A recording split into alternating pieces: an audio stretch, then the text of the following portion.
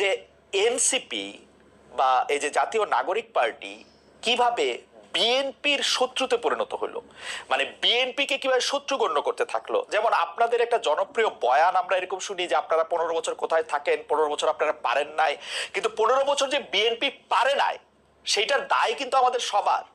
যেমন এই এই বৈষম্য বিরোধী ছাত্র আন্দোলন যখন জীবনের ঝুঁকি নিয়ে রাস্তায় এসে দাঁড়ালো, তারা যখন মরতে শুরু করেছিল, আপনিও প্ল্যাকার্ড নিয়ে রাস্তায় দাঁড়িয়েছেন, আপনি একজন পেশাজীবী, আমরাও আমাদের জায়গা থেকে যা করার দরকার তা করতে চেয়েছি, তা করতে চেষ্টা করেছি। কিন্তু বিএনপি যখন করতে চেয়েছে, এটি বিএনপি যখন শেখ হাসিনাকে সরাতে চেয়েছে, তখন আমাদের কাউকে কিন্তু পাশে পায় নাই।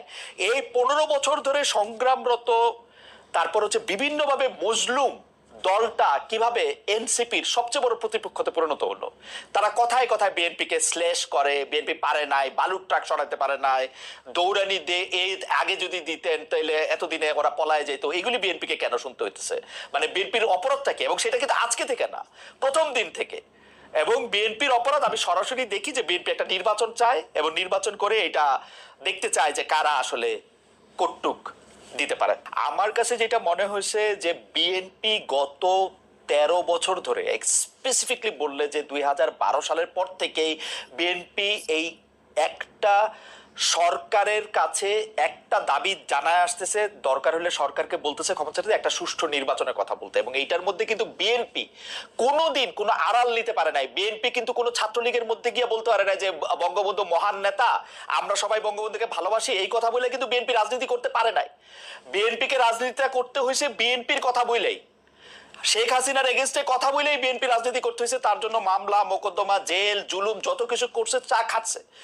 বৈষম্য বিরোধী ছাত্র আন্দোলনের নেতারা কিন্তু শেখ হাসিনার বিরুদ্ধে ফেসিবাদী আন্দোলনে গেছে হচ্ছে অনেক পরে, অনেক জায়গার পরে। সেই সময় তাদেরকে আমরা মুক্তিযুদ্ধের স্লোগান দিতে দেখছি, তাদেরকে আমরা বঙ্গবন্ধুর ভাষণ দিতে দেখছি, এবং আমরা দেখছি যে তারা নানাভাবে নানা ধরনের আড়াল নিচ্ছেন। বিএনপিকে কিন্তু এই সুযোগটা পায় না। আমার প্রশ্নটা হচ্ছে, যেই বিএনপি এত ত্যাগ করলো এবং তারা কিন্তু সরকারে গিয়া 3 জন মন্ত্রী হয় নাই, 3 জন মন্ত্রী এই বৈষম্য বিরোধী ছাত্ররাই হয়েছে। তারা কিন্তু কোনো কিছু দখল করে নাই, তাদের একটাই চাওয়া ছিল ইলেকশনে যাওয়া। এবং ইলেকশন যাওয়ার পর থেকে বিএনপিকে কি শুনতে হয়েছে আপনাদের কাছ থেকে আপনি দেখেন।